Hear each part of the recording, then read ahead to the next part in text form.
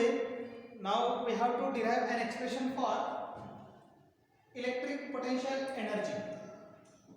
So first of all, see what is electric potential energy.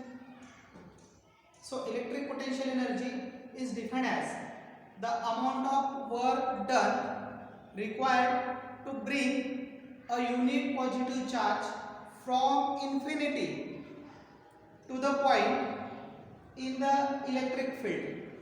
Means here, suppose what we have considered, the positive charge Q2 is at suppose infinity, and the electric field due to the positive charge Q1 is up to the distance R1. Means suppose this is electric field due to positive charge Q1 and this charge Q2 is at suppose infinity. Then we have to bring that positive charge Q2 from infinity to the point B within the electric field, and while doing this we have to perform some external work against the electrostatic force, and this work is called, or this work done is stored in the form of potential energy. This is nothing but electric potential energy.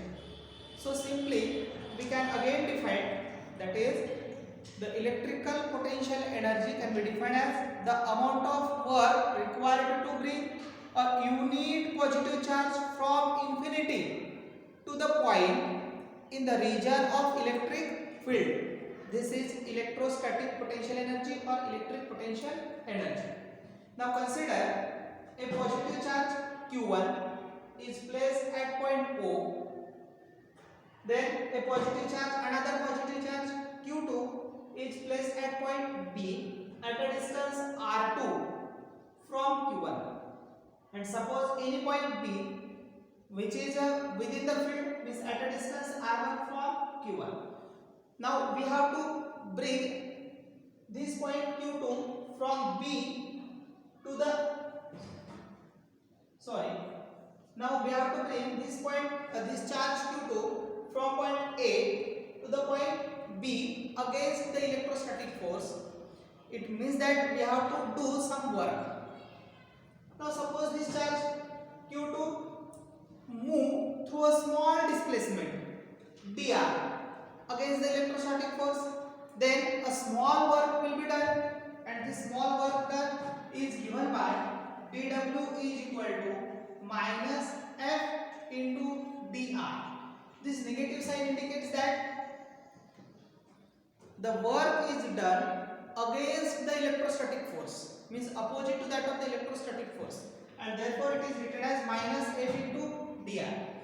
Now the total work done is obtained by integrating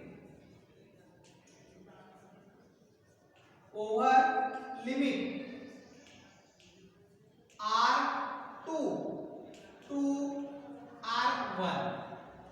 Means we have to bring that charge from R2 to R1, and therefore we take integration from R2 to R1, and therefore W is equal to integrating dW is equal to integrating minus F into dr.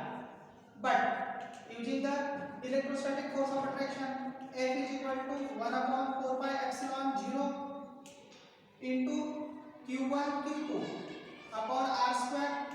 Therefore this can be written as W is equal to integrating minus 1 upon 4 pi epsilon 0 Q1 Q2 upon R square into dr over the limit R2 to R1. Here W is equal to minus 1 upon 4 pi epsilon 0 Q1 Q2 integrating, that is R2 to R1 1 upon RQ dr. Now W is equal to 1 upon 4 pi epsilon 0 minus Q1 Q2. Now what is the limit integration of 1 by R cube?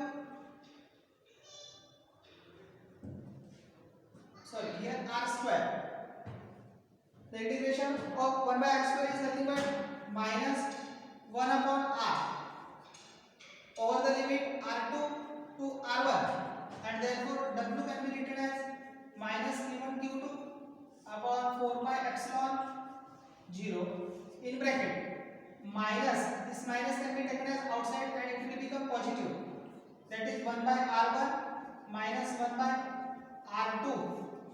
This, now this work done is stored in the form of potential energy, and therefore electrostatic potential energy can be written as U is equal to q1 q2 upon 4 pi epsilon 0 in bracket 1 upon r1 minus 1 upon r2.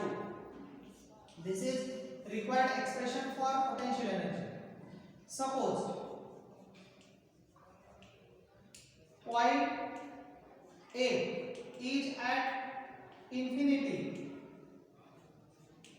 that is r2 is equal to infinity and r1 is equal to r. Therefore this potential energy U can be written as q1 q2 upon 4 pi epsilon 0 in bracket 1 by r minus 1 by infinity. But this 1 by infinity is equal to 0, and therefore q1 q2 upon 4 pi epsilon 0 into 1 by r. Thus this potential energy can be written as 1 upon 4 pi epsilon 0 into q1 q2 upon r. This is required expression for potential energy. Now next we see the relation between electric intensity and electric potential.